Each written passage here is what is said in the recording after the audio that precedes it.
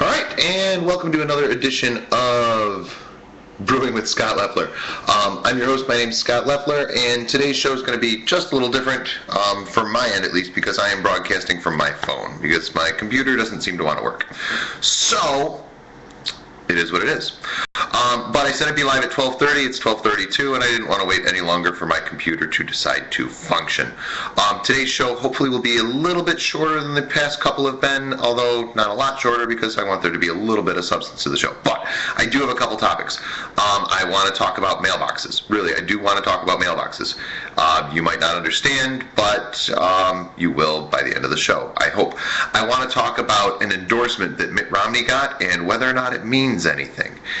And I also want to talk about Congress. So I want to do all this in maybe 10 to 12, maybe 15 minutes. I don't want to go further than 15 minutes. I'd like to make this on average 15 minutes, at least for now, maybe longer as we go. By the way, you can tweet during the show. Tweet me at Scott Leffler. Or, leave comments later on Ustream or on YouTube. I'm going to do this, my plan is to do this live every day at 12:30 on Ustream, and then put the recording up on YouTube later. So, we're live, if you're watching it live, and if not, then you're watching YouTube.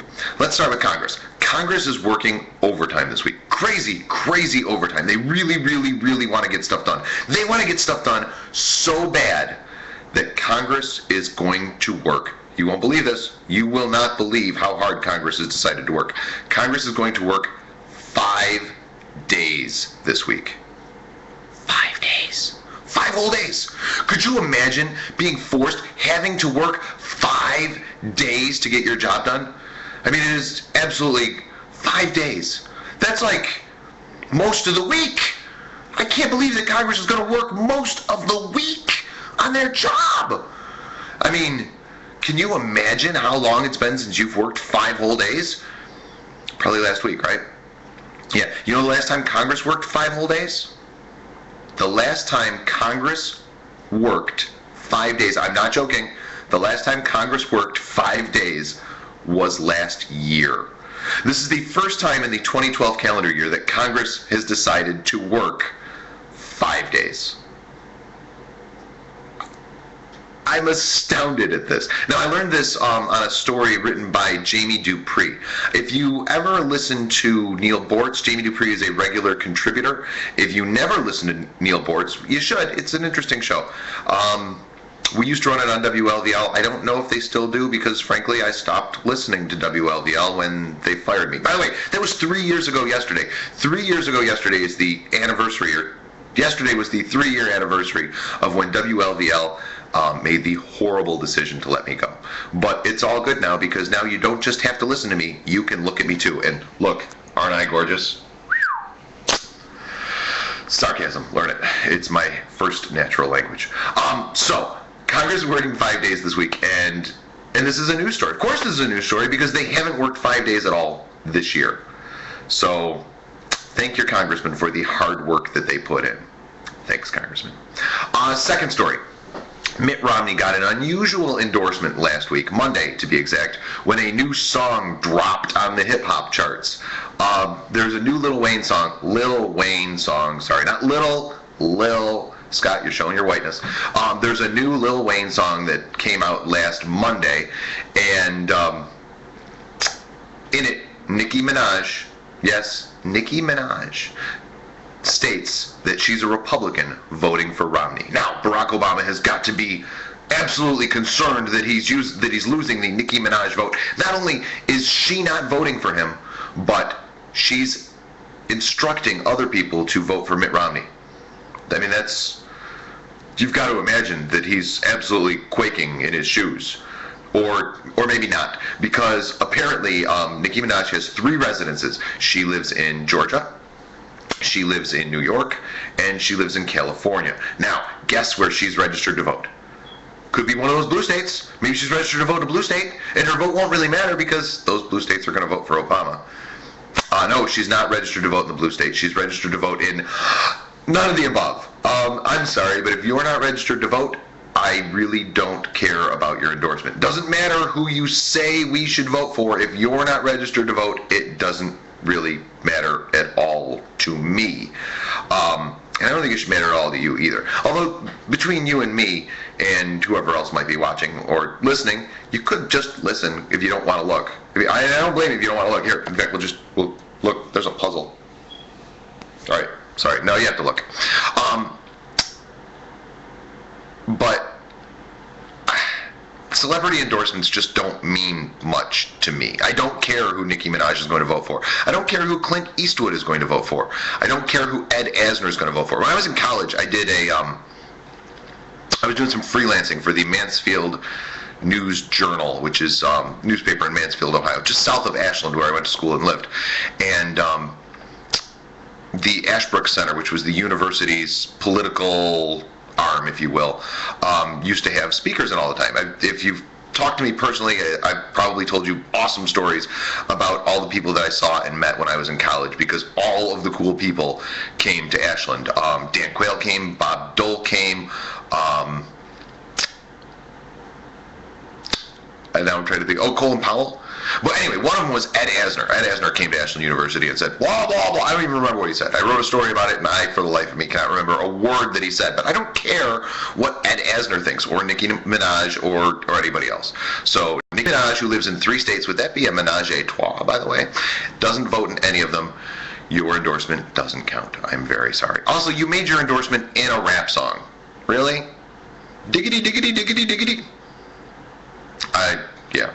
Just like you don't care who I'm voting for, I don't care who anyone else is voting for. I know who I'm voting for. I think I know who I'm voting for. I don't know, that might change. Anyway, all right, so this morning I woke up to a note on my dining room table. Now, if you watched last week's shows, you probably saw that on Thursday, was it Thursday, I think? I don't recall which day it was. I think it was Thursday. My daughter left me a note and said, hey, Dad, can you deliver my papers? Dad to the rescue. Woke up this morning to a similar note on the table. Said, Dad, papers came late again today. Can you deliver them for me? So I went and delivered the papers. Now, I don't know if you've ever had a paper out. You should. Everyone should have a paper out at some point in their life. Everyone should have a paper out. And everyone should have to work at McDonald's. I truly believe that at some point in your life, you should be required to work at McDonald's, Burger King, Mighty Taco, Taco Bell, some fast food place, so that you learn how to deal with assholes. And so that you learn that life isn't easy. And even the jobs that people think are easy are not. I remember I was in line at McDonald's one time here in beautiful Lockport, New York, and I was in line behind somebody bitching about how horrible the service was. And I don't remember exactly what the deal was, but I do remember basically yelling at the person and being like, look, I don't know what you do for a living, but I've done what they're doing for a living, and it isn't nearly as easy as you think it is. On top of that, they're making minimum wage. So shut your pie hole and wait for your hamburger. It's not life or death. Everyone should do that. Everyone should tell people off at McDonald's. I couldn't do it when I worked at McDonald's. I worked for McDonald's. It's funny, the other day I told one of my daughter's friends that I worked for the McDonald's Corporation. And she said, Dad, you just worked at McDonald's. I guess I did just work at McDonald's, but I worked for the McDonald's Corporation. And it was an awesome job. My favorite job ever. Honestly, my favorite job ever. And sadly, straight out of college, working at Mickey D's is the most I ever made. I made more money working for McDonald's than I made doing radio, than I make doing the newspaper. Yeah, Mickey D's. That's the way to go. Anyway, so where was I? I was delivering the newspapers this morning, and you know the mailboxes have those little ring things on them so you can put newspapers. I think they're specifically there so you can put the newspaper. So I'm putting the newspapers in the little mailbox ring things. Some of them don't have them, so you got to put them in the front door. Some of them, the front door is like open, so you can't open somebody's open front door and like, hey, here's your newspaper. So you got to do the little rubber band thing. But wouldn't it just be easier if I could just put them in the mailbox? Why can't you put a newspaper in a mailbox? I don't understand what the importance is of a mailbox, why it's so special. You ever notice all mailboxes say, approved by the Postmaster General? Why does the Postmaster General have to approve a mailbox? There are unapproved mailboxes then, I would assume, right? So is that like contraband mailboxes? And I don't understand the whole thing. Now, I looked this up this morning to make sure that, like, you really do. You can create, for those of you who make your own mailbox, you can design and create your own mailbox out of plywood or metal or whatever it is you want to design it out of. But you do have to have that approved by the Postmaster General. Otherwise, you're breaking the law. It's 12:30. No, it's 12:46. How many laws have you broken today? Probably a lot. But is one of them the fact that your mailbox is illegal? I don't get this. I really don't. By the way, contraband mailbox would be an awesome name for like a punk band, wouldn't it? Alright, we're contraband mailbox and we're delivering the mail or something. I don't know. Anyway, so this is my thought while delivering the newspaper. Why do mailboxes have to be pre-approved by somebody? And like, do they ever, like, does the law ever come down on people be like, hey, your mailbox is illegal, you're going to jail? Because people do come down on people for the stupidest things. So contraband mailbox is my third topic for the day. And that's all I have today. But I will be back tomorrow to talk about a variety of things on this happy little show, Brewing with Scott Leffler. By the way, my Twitter is at Scott Leffler. And Jamie Dupree's, I mentioned Jamie Dupree earlier. His is at Jamie Dupree, JamieDupree. Follow him because he's very interesting. He has an interesting take on the news, and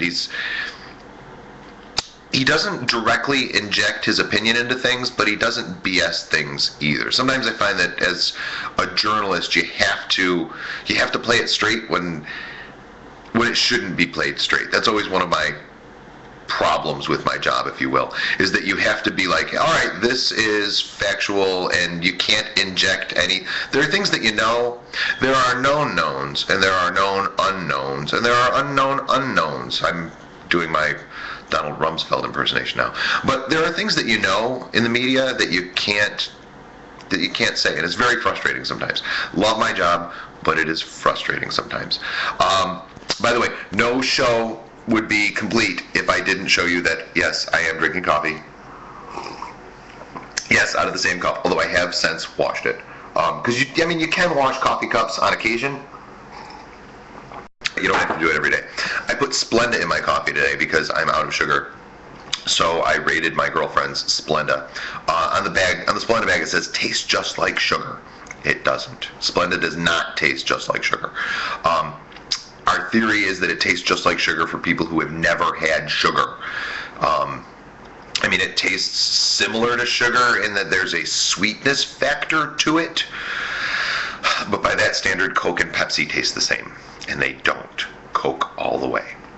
Anyway, you've been listening to Brewing with Scott Leffler. Please follow me on Twitter. Please tell your friends that I'm doing this show, because I've missed doing a live show, and I want people to watch. I want people to know what I think. And mostly I want people to contact me. I want people to tweet me at Scott Leffler and say, hey, Scott, that was a great show. Or, hey, Scott, you still suck. Now I know why you got fired from the radio station. Don't say that. But if that's what you think, then say it. I do love hate mail, actually. But if you're going to send me hate mail, like, write it out on a piece of paper and send it with a stamp, because that's the best kind of hate mail. Emailed hate mail is boring. It's just dull. Anyway, I'll be back tomorrow at 12:30 doing whatever it is that I do, talking about whatever it is that I'm going to talk about right here on Ustream, and then recorded onto YouTube. You've been watching Brewing with Scott Leffler. I'm Scott Leffler. Tweet you tomorrow.